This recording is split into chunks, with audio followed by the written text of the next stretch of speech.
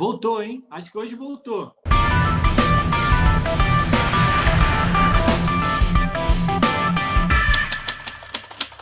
Murilo, vai lá, toca aí que agora você é que leva isso aí, você que manda. Eu estou aqui entrevistado, sou entrevistado. Vamos lá, galera. Voltando aqui, hoje vamos falar de umas coisas legais, a gente vai falar de alguns costumes, né? A gente sabe que geralmente as cidades grandes aí que o pessoal escolhe ou é escolhido para fazer o seu intercâmbio, as cidades grandes elas são muito cosmopolitas, né? Elas têm um mix de nacionalidades e culturas e, né, muito grande. Então, às vezes até descaracteriza o país, né? Porque você vai esperando encontrar uma coisa tradicional e acaba se deparando com uma cidade internacional. Eu queria saber de vocês dois, e obviamente começando com o Gui, e se você está assistindo agora e não sabe quem é o Gui, volta e assiste o vídeo de ontem, que ele já se apresentou e já falou bastante coisa legal. Então já volta e assiste. Guizão, como que você que já teve algumas visões diferentes, de cidades diferentes do Canadá, o que você pode falar de costumes da cidade que você morou, que você só teria esse tipo de costume em cidade pequena, velho? Cara, o que eu achei... Primeiro que, assim, eu dei muita sorte que antes de eu chegar na minha cidade, eu fiz um summer camp de 2 semanas em Toronto, com intercambistas do mundo todo. E esse summer camp, ele serve para te preparar para o Canadá. Porque eles... Imagina, vem gente do mundo inteiro, então alemão, suíço, brasileiro, mexicano, então, e ninguém sabia como funcionava. A gente está falando de 2007, né? Uma época que a gente usava o Orkut, não tinha essa disseminação de informação tão rápida quanto é hoje, de ter gente gravando vlog, não tinha nada disso. Então, eu cheguei, meu primeiro contato com o Canadá foi assim, então foi mais tranquilo, e tinha um dos professores desse summer camp que morava na província que eu ia morar.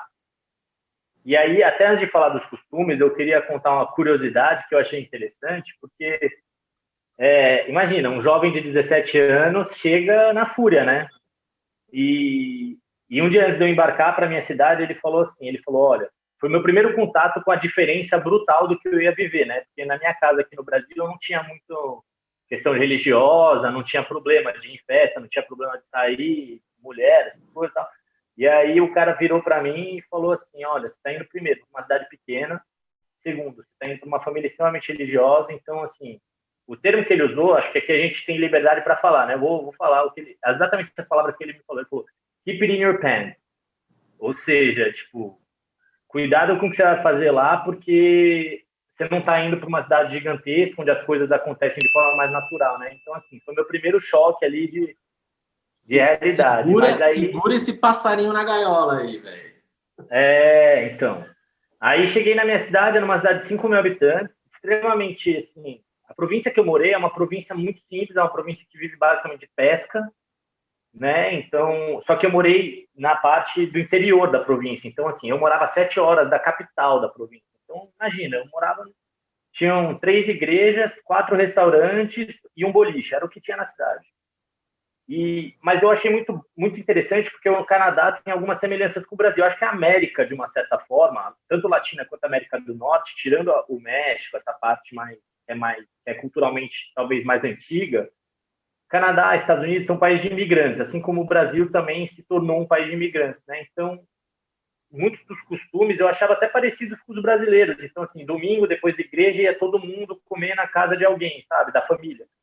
E aí o prato principal era cozido. Cozido, minha mãe é baiana, então cozido tinha direto na Bahia, sabe? Era um prato típico que eu achava que eu só ia comer na Bahia, ou então no Brasil, tá? Mas lógico que é um cozido diferente. O nosso tem uma variedade de legumes, não sei o que, maior, mas assim. E outra coisa de costumes que eu sentia muito era, primeiro, a relação entre as pessoas é completamente diferente, né?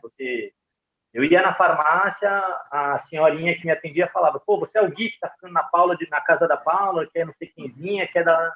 Então, assim, as pessoas se conheciam, ninguém falava assim, o táxi que você pegava não tinha taxímetro, né? Era assim, vou da rua tal, quanto dá? $2, sabe? Então, e eu acho que a cidade pequena te dá um acolhimento diferente, porque um aluno internacional ou alguma pessoa chegar em Toronto, você é mais um, cara. Todo mundo conhece um brasileiro em Toronto, todo mundo conhece um um chinês, um japonês, um mexicano e tal. Agora, eu morei numa cidade onde tinham 9 intercambistas, eu era o único brasileiro. Tinham 3 alemães, 3 coreanos, uma mexicana, e eu não lembro de onde era a outra pessoa, mas também não era... E então eu era o diferente, eu cheguei lá, eu tinha um cabelão assim, meio cacheado, grandão, sabe? Então as pessoas já começavam a me chamar por isso. Além disso, o fato de ser brasileiro era mais aberto, mais espontâneo, também já chamava um pouco mais de atenção. Então todo mundo foi me recebendo de uma forma, eu saí no jornal da cidade, aí o professor de matemática, a primeira coisa que ele veio me falar, pô, você joga futebol? Você tem que entra no time de futebol para amanhã, imagina, sabe? Tipo, o acolhimento é diferente. Eu acho que isso era muito legal para minha experiência, porque você faz parte da rotina da cidade. Você não, eu era conhecido como Gui, sabe? Eu não era como o intercambista. Eu era o Guilherme ali. E era bem da hora. Tirando, né, Gui, que um outro lado positivo aí, para quem vai fazer um intercâmbio numa cidade menor, assim, é justamente o que você falou. Pô, no caso da sua cidade, só tinha você de brasileiro. Então, pô, numa dessas, você sai 100% da zona de conforto, porque hoje a gente sabe que a zona de conforto a galera mora com brasileiro, só anda entre brasileiro e tudo mais. Então, lá você acaba tendo um desempenho muito maior, né? Não, e assim, eu não tinha WhatsApp, eu não tinha YouTube, nada. Eu ficava o dia inteiro ouvindo inglês o tempo inteiro. Então, assim, quando eu queria desabafar com alguém, era complicado, porque eu falava, pô, não consigo falar português. Aí o que eu fazia era, tipo, eu jogava futebol e basquete lá, e não pode falar, por exemplo, falar palavrão nos jogos lá. Oficialmente, você não pode falar palavrão no meio de um jogo de colégio, né? Mas eu xingava todo mundo em português, mandava a galera pra... E aí era o meu desabafo, falar um pouquinho de português era assim, sabe? E, obviamente, também na sala de aula, as pessoas vinham sempre falar, me ensina a falar português. E eu, como bom brasileiro que sou, não ensinava nada que prestasse. Então, assim, eu acho que é uma coisa interessante, porque a gente conhece muito pouco desses países, na verdade. A gente acha que a gente conhece muito, mas a gente conhece muito pouco. Quando você vai para um lugar desse, você vai ter uma... Cara, juro por Deus, a sensação é que estouraram uma bolha que era na minha cabeça, falando, cara, o mundo é... Tipo, dá para viver de outra forma, sabe? Cresci achando que era trabalhar, não. Meus amigos lá, tipo, ninguém tinha saído da cidade, ninguém tinha feito nada. E eram extremamente felizes, eles gostavam. No final de semana, ir pescar, ficar de boa. Então, assim, eu aprendi a pescar lá, a ficar tranquilão, a ter mais paciência com as coisas, sabe? Não tinha aquela loucura de o tempo inteiro ter que estar fazendo alguma coisa, correndo atrás de alguma coisa. É aquela famosa frase, né, Gui? A ignorância é uma bênção. Tipo, a galera às vezes nunca nem, né, não teve a oportunidade de morar numa cidade grande, ver as facilidades, quem sabe, a gente que é de São Paulo, Betão também já morou em São Paulo, sabe que aquela famosa, né, história de, se eu quiser comer uma feijoada às 4 da manhã, eu consigo. Então, eu acho que, assim, tem os pontos positivos, mas óbvio que tem os negativos. Morar numa cidade pequena, você tem uma qualidade de vida absurdamente maior, né? É isso que eu acho. Como experiência, para mim foi ótimo, porque é aquilo também. Em São Paulo, a gente sempre pensa nisso. Pô, mas eu tenho tudo a hora que eu quiser. Mas é aquela coisa. Nem sempre. Por que eu vou querer alguma coisa a hora que eu quiser? Se eu tiver uma vida mais tranquila, eu não vou acordar às 3 horas da manhã querendo comer pizza. Sim. Sabe? Eu vou estar mais tranquilo. Porque também a rotina dos caras era isso, né? Eu voltei lá depois, outras vezes. Depois de ter morado lá, eu voltei mais uma vez, mais velho, né? Então eu tive outra vivência. Mas ainda assim, cidade pequena, para quem é de fora e quem está afim de ter uma experiência. Uma coisa que o Beto falou na apresentação, na parte dele, que eu achei interessante, que ele fala de ter sido a parte mais feliz da vida, ou uma das mais felizes da vida dele. E eu acho que o intercâmbio carrega muito disso, porque é uma experiência com prazo de validade. Se você vai com essa visão de tipo, cara, eu tô aqui, vou tirar o máximo disso, vou aproveitar isso aqui. Então, assim, eu falei, cara, tô numa cidade de 5 mil habitantes, todo mundo ia falar desesperador, cara. Porque, imagina, eu saía direto aqui no Brasil, dava rolê, embaladinha, porque eu cheguei lá numa cidade onde, tipo, o máximo que acontecia era uma festinha na casa de alguém, e nem sempre eu tinha a liberdade de ir, porque eu fiquei numa família extremamente religiosa. Então, assim, não podia beber, não podia fazer nada. Lógico que de alguma forma eu fiz, né? Mas, assim, muito pouco comparado com as histórias que a gente ouve no intercâmbio, não fiz quase nada disso. Mas ao mesmo tempo foi uma puta experiência de chegar e exatamente fazer tudo inverso do que eu fazia no Brasil. Então, frequentei igreja, que eu não frequentava, não porque eu seja religioso, mas eu ia no grupo da juventude. Começou, antes das aulas começarem, a minha mãe de lá, né, me levava na igreja. Aí eu fui no grupo da juventude, depois eu já comecei a conhecer gente. Então, quando eu cheguei na escola, eu já conhecia pelo menos 6 pessoas. Então, eu já não cheguei aquele cabação, sabe? Tipo, eu tô totalmente perdido.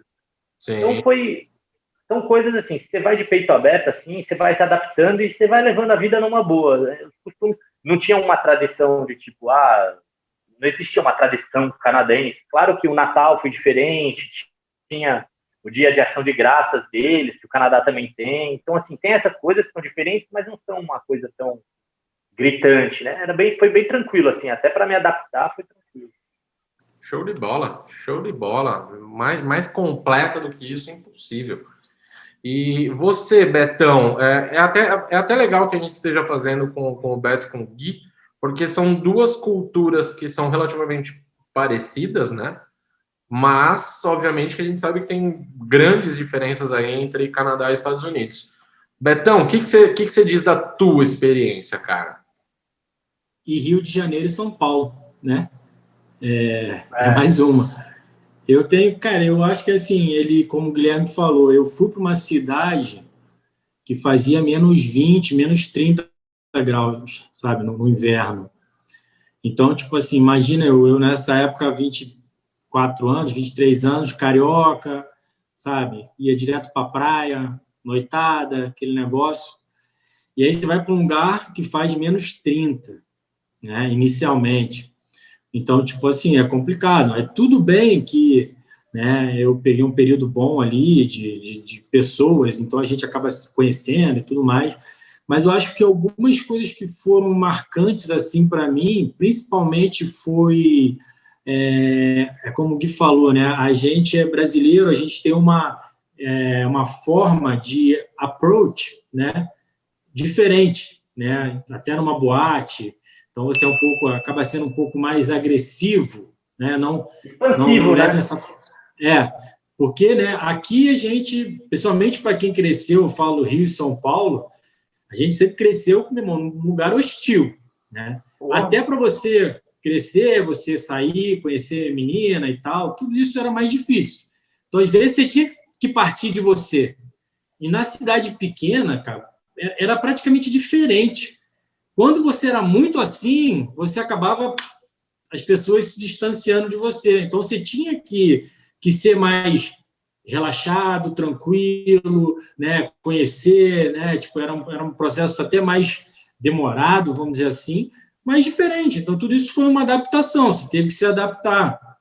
Né? Ô, Betão, inclusive, até que você falou isso, de se conhecer, de relacionamentos e tal, a gente vê muito em filme, Betão, que, tipo, principalmente em cidades pequenas, que a galera tem aquele negócio de já conhecer, começar a namorar na escola e casar, e tem aquele simbolismo de ir na formatura com o par da formatura, e geralmente esses casais dão continuidade. Isso é real mesmo ou é só ficção?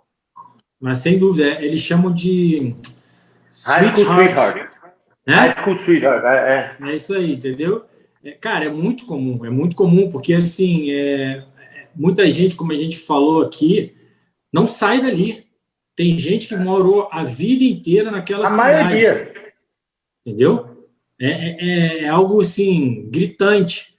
Então, tipo assim, eu vou te dizer, você até mesmo para, por exemplo, você até sair para conhecer alguém, não era sempre, você tinha um bar, uma boate, era isso. Então, todo mundo que tinha meio que ia lá.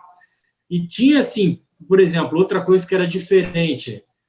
Cara, no meu caso, lá, na minha cidade, meia-noite, fechava. Olha. Só na sexta e no sábado, que dependendo do lugar, ia até 1 da manhã ou 2 da manhã. Então, tu imagina, a minha dificuldade, eu falo que foi muito engraçado, porque eu fui para lá, fiquei 6 anos e voltei para o Brasil. Cara, quando eu vi os amigos meus passando lá em casa, vamos sair? Vamos. Cara, eles chegavam lá em casa meia-noite, cara. Eu ficava agoniado. Porque eu falava assim, não, já tá meio tarde, né? Tipo, cara, eu chegava meia...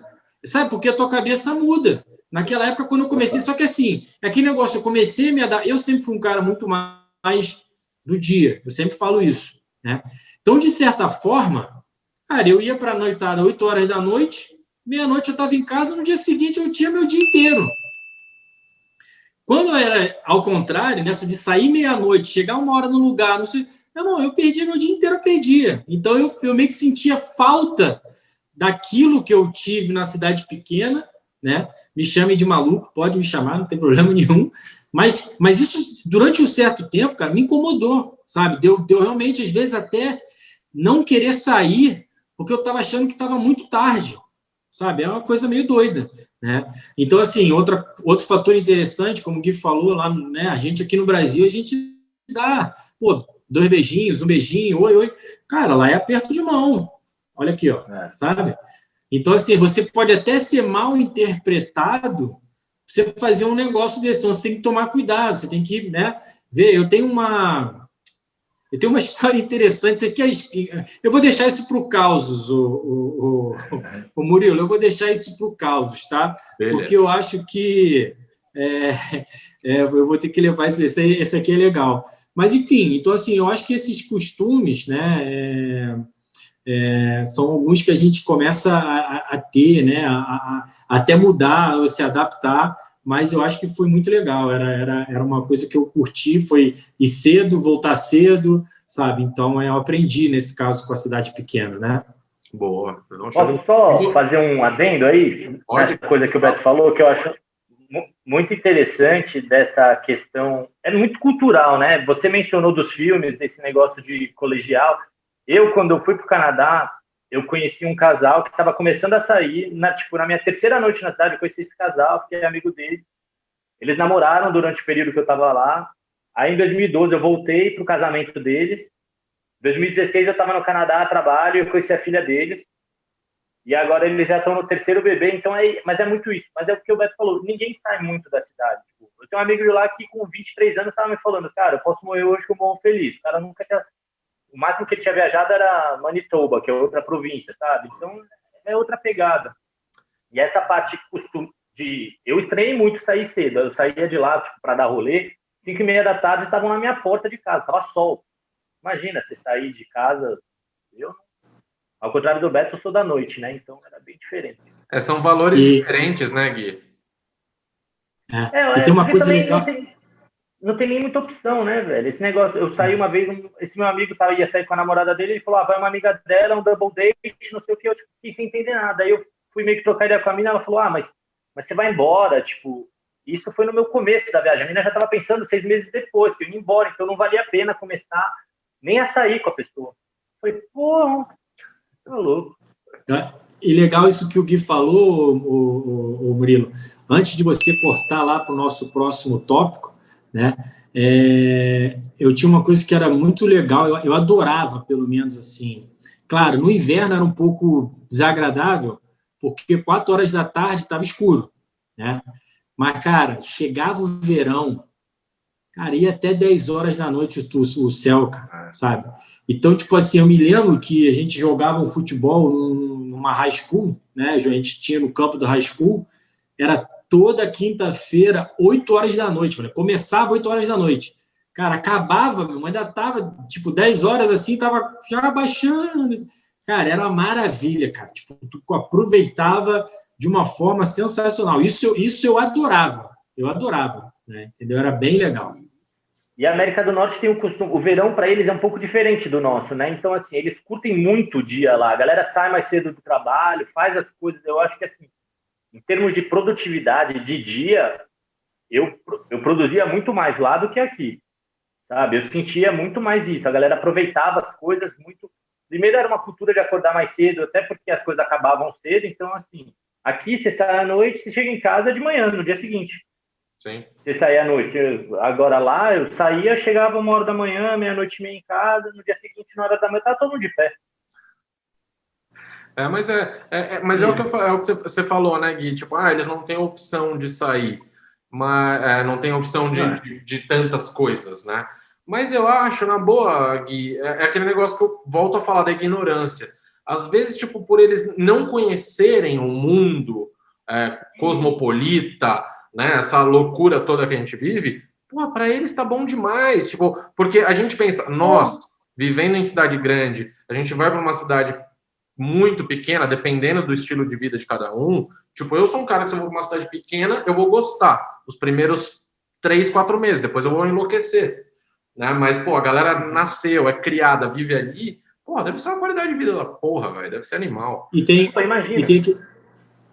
O Gui, peraí, deixa eu falar, tu fala aí. Fala aí. Não, pode falar. Tá. E o seguinte, Murilo, você ontem perguntou lá no nosso vídeo de ontem, você perguntou se eu voltaria, né? E é muito isso que você falou aqui. Eu voltaria para fazer aquilo que eu fiz há, sei lá, 15 anos atrás. Agora, se você fala assim, você me recomendaria fazer turismo na tua cidade ou conhecer a tua cidade? Não. Se você não tivesse alguém, como por exemplo, eu já fui, o Gui falou, eu já fui 2 vezes depois que eu fui embora de lá. Eu já fui 2 vezes, eu voltei. Cara, para mim é super prazeroso, sabe? Só que é aquele negócio, sabe? Você chega no lugar e você olha e fala assim, putz, legal, lembra de histórias, mas aquele momento passou. Sim. Né? Então eu sempre falo assim, pô, você fala tanto de lá, pô, eu vou lá para conhecer. Eu falei, não, você não vai gostar, entendeu? Porque eu vivi algo especial ali, né? Então é muito da pessoa em si, como você disse. Então a gente tem esse carinho pelo local, mas como você disse, tem gente que nunca saiu dali. Então o cara tá preso naquilo ali e aquilo ali é a vida do cara. Eu até brinco, eu sou carioca, você sabe, né? Eu até brinco com alguns amigos meus do Rio de Janeiro, que eu falo para eles que eles têm essa mesma mentalidade. Porque às vezes eles acham que estão na bola do Rio de Janeiro, lá no quadrilátero do Rio de Janeiro, e só fica ali, que o Rio de Janeiro é o melhor lugar do mundo. Enfim, tem muita coisa boa por aí. E as pessoas não saem, você vê, e é uma cidade grande. Sim. Então, às vezes, como você falou, às vezes, nem sempre, pode ser uma cidade grande, uma cidade pequena, mas tem muita gente, cara, mais do que a gente imagina, que fica preso naquilo ali a vida inteira, entendeu? É extremamente assim, se a gente for pensar, principalmente para a gente, somos pessoas loucas por viagem, a gente não consegue ficar parado. Cara, é difícil você imaginar isso. Você fala, caraca, eu fiquei aqui, sei lá, 50 anos, 30 anos nesse lugar, 10 anos só nesse lugar, você já fica maluco. É complicado. Não, isso eu acho que por exemplo, vou falar do meu caso. Eu fui com 17 anos, né? Desde que eu voltei, eu falo que eu quero fazer outro intercâmbio. E me dá ataque de ansiedade que eu ainda não fui, sabe? E os caras lá, eu falo pra eles, mano, eu tive um amigo de lá que foi o mais, assim, espontâneo que eu convivi, porque ele virou na Copa do Mundo de 2014 e mandou uma mensagem, como é que tá a Copa aí? Eu falei, moleque, o bicho tá pegando. Na semana seguinte ele tava no Brasil. Foi o único. E é ele que tem essa pegada de viajar. Então ele já foi pra China, já foi pra não sei onde. O resto dos caras, o máximo que eles fazem é descer pra Flórida, pra, tipo, curtir Disney, essas coisas. A viagem dos caras é essa. É tudo ali, meio que na América do Norte. E o que eu acho mais doido eu não recomendaria também a minha cidade como um lugar para turismo. Mas a província que eu morei, aliás, a região inteira ali do Canadá, que eles chamam de Atlantic Canada, Maritimes,